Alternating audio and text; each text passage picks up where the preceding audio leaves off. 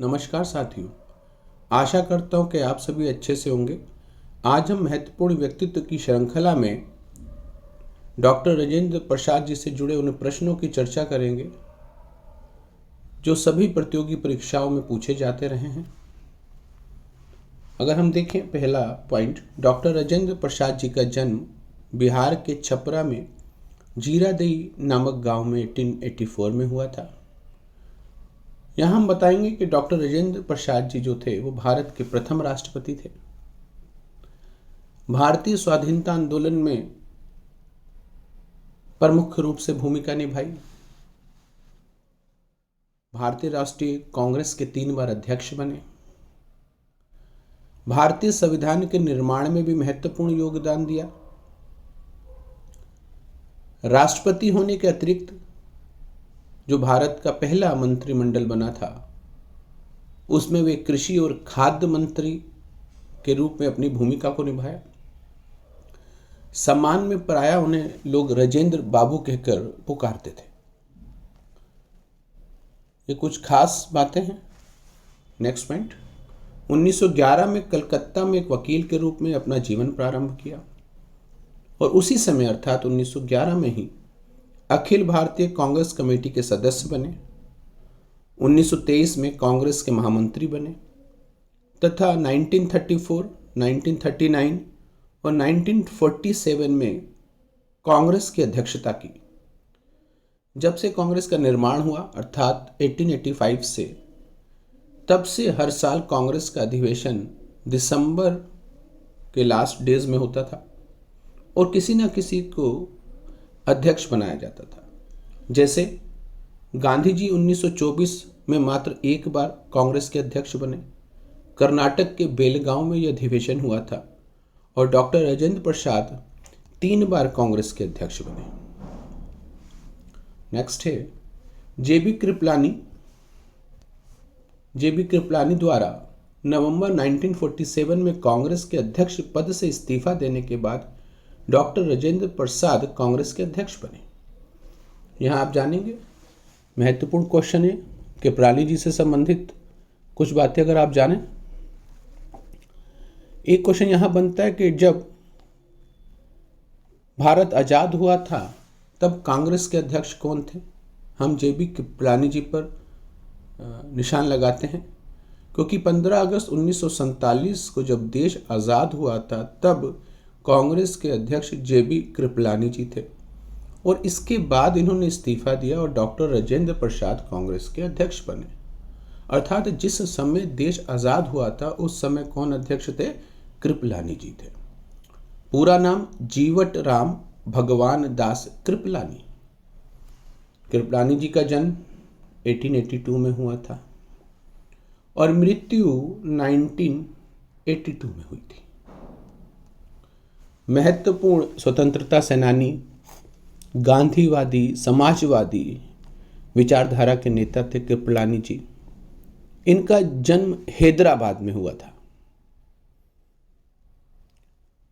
और जो मृत्यु थी वो अहमदाबाद, गुजरात में। कृपलानी जी को सम्मान से आचार्य कृपलानी कहा जाता था। अध्यक्ष रहे देश की आज़ादी के समय और बड़ा एक महत्वपूर्ण वाक्य है कि जब भावी प्रधानमंत्री के लिए कांग्रेस में मतदान हुआ था तो सरदार पटेल के पश्चात सबसे अधिक मत कृपलानी जी को मिले थे, किंतु गांधी जी के कहने पर सरदार पटेल और आचार्य कृपलानी ने अपना नाम वापस ले लिया और पंडित जवाहरलाल नेहरू को प्रधानमंत्री बनाया गया। ये महत्वपूर्ण बात है। इसके पीछे का बहुत सारा इतिहास है, फिर कभी चर्चा करेंगे। और जब जनता सरकार का गठन हुआ 1977 में, तब कृपलानी जी ने महत्वपूर्ण भूमिका अदा की थी।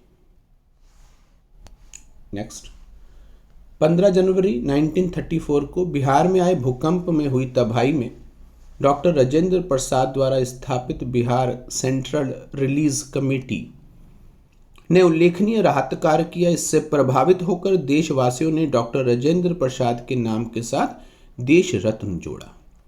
ये मिलान में क्वेश्चन आता है, देश रत्न किसको कहा जाएगा? डॉक्टर राजेंद्र प्रसाद को। जैसे बापू गांधी जी को, महात्मा गांधी जी को, राष्ट्रपिता गांधी जी को, सुभाष चंद्र बोस ने कहा था राष्ट्रपिता। अगला